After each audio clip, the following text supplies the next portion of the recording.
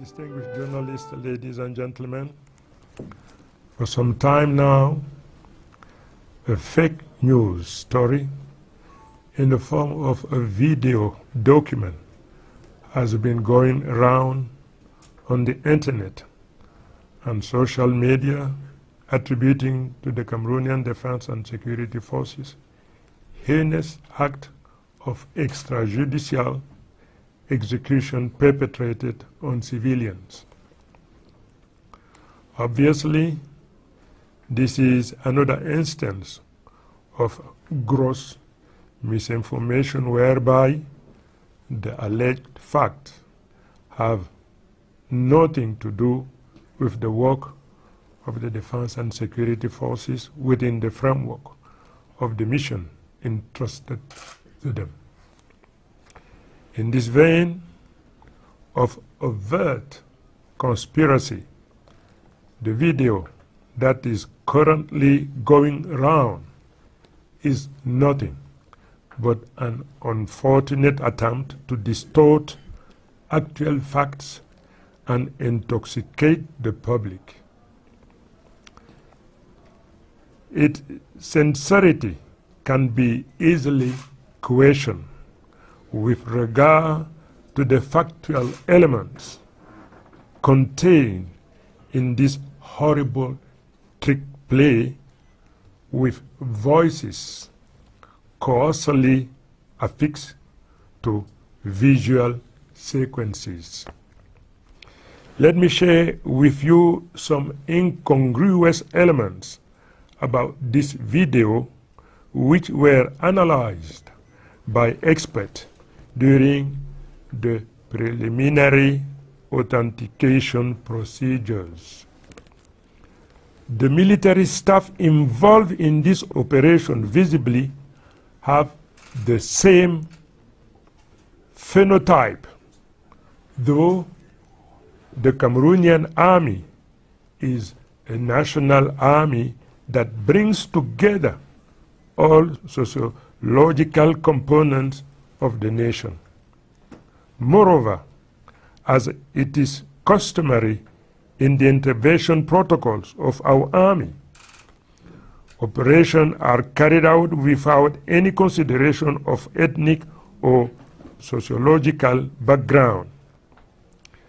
The clothing element being fundamental in the identification of an army in relation with the geographical environment, a close examination of this video shows that the men involved wear colorful uniform meant for the operation in the forest, while the landscape and terrain clearly indicates that they are in the Sahelo-Saharan zone. It is crystal clear that to date, the combat uniforms used by the Cameroonian army in such circumstances are of the Saharian type.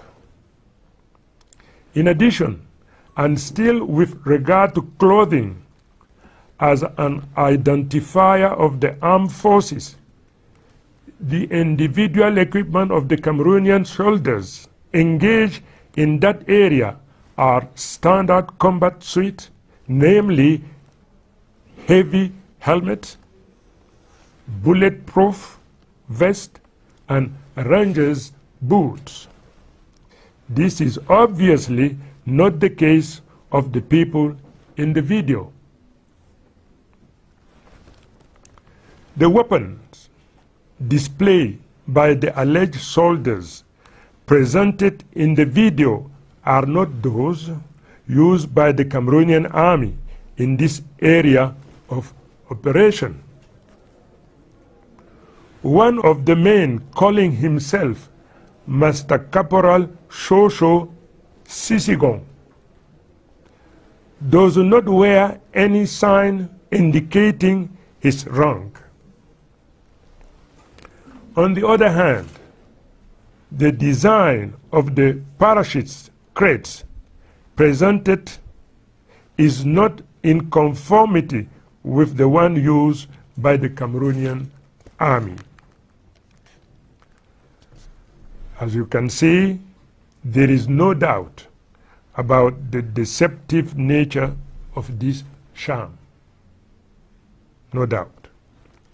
Nevertheless, and despite the irrefutable nature of the evidence that I have just presented you, the head of state has ordered the opening of an investigation, thorough investigation, as per usual practice. I seize this opportunity to remind all of you of the professionalism of the Cameroonian Defense and Security Forces, who receive a solid military and law enforcement training and who are permanently imbued with the imperative of compliance with the laws and regulations of the Republic, human rights and international convention to which Cameroon is party. It goes without saying that the Cameroonian Defense and Security Forces involved in the counter-terrorism operation on the national territory are today being targeted by those who, after being defeated in the field of operation and without any support from the population and increasingly isolated on the international scene, are attempting by means of such maneuver to discredit them, undermine their morale, and cause their demobilization. Faced with such a plan, the government of the Republic vehemently denounces this collusive approach of the enemy of the nation. Renew its full confidence in the National Army and Security Forces and assures them of the unfailing support of the entire nation. The head of state hails the support of the international community for the struggle of the Cameroonian people against the terrorist threat and for the stability of the nation. The President of the Republic expresses his appreciation for the action of the multinational Joint Task Force and all the frontline countries involved in the fight against Boko Haram, as well as for the excellent cooperation between the Federal Republic of Nigeria and Cameroon for the sake of security and stability in our two countries.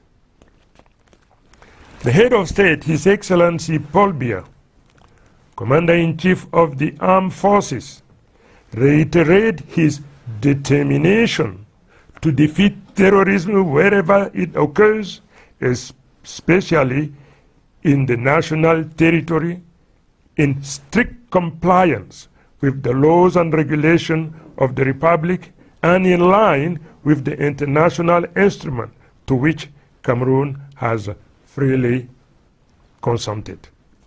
This is the very important communication I wanted to deliver in this language. I express gratitude and thanks. Mesdames et messieurs les journalistes, un fake news réalisé sous forme d'un document vidéo circule depuis quelque temps sur Internet et les réseaux sociaux, attribuant aux forces de défense camerounaises des actes odieux d'exécution sommaire perpétrés sur des personnes civiles. Il s'agit à l'évidence d'une autre manœuvre de désinformation grossière dont les faits projetés n'ont aucun rapport avec l'action menée par les forces de défense et de sécurité dans le cadre des missions qui leur sont confiées. Dans cette veine de conspiration manifeste, la vidéo qui circule actuellement n'est rien d'autre qu'une malheureuse tentative de transfiguration de la réalité et d'intoxication du public, dont il est aisé de démentir la sincérité au regard des éléments factuels contenus dans cet horrible trucage avec des voix off approximativement apposées sur des séquences visuelles. Je m'en vais à ce sujet partager avec vous quelques éléments incongrus qui ont été analysés par des experts en première appréciation lors des procédures d'authentification. Les militaires qui sont impliqués dans cette opération présentent visiblement le même phénotype. Or, l'armée camerounaise est une armée nationale qui réunit en son sein toutes les composantes sociologiques de la nation. De plus, il est d'usage dans les protocoles d'intervention de notre armée que les opérations s'exécutent sans aucune considération des appartenances ethniques ou sociologiques. L'élément vestimentaire étant fondamental dans l'identification d'une armée en rapport d'ailleurs avec l'environnement géographique, on note, à l'examen de cette vidéo, que les hommes concernés arborent des uniformes bariolés, pour certains de type forêt, alors que le paysage et le relief indiquent clairement que l'on se trouve en zone sahélo-sahélienne. En pareille circonstance, il est constant que les tenues de combat utilisées par l'armée camerounaise sont toujours de type sahélien. Par ailleurs, toujours au registre de la tenue vestimentaire comme identifiant des armées, les équipements individuels des militaires camerounais engagés dans la zone sont des équipements de combat conformes aux standards obligatoires de port de casque lourd, de gilet pare-balles et de chaussures de type bottes rangers. Ce qui manifestement n'est pas le cas des personnes contenues dans la vidéo. Les armes arborées par les présumés soldats présentés dans la vidéo ne sont pas celles utilisées par l'armée camerounaise dans cette zone d'opération. Un des hommes, se faisant appeler le caporal-chef Chocho Sissignon, n'arbore aucun signe de son grade. Par contre, l'écusson parachutiste présenté n'est pas conforme au design de l'armée camerounaise. Comme vous pouvez donc le constater, le caractère mensonger de ce montage ne fait l'ombre d'aucun doute.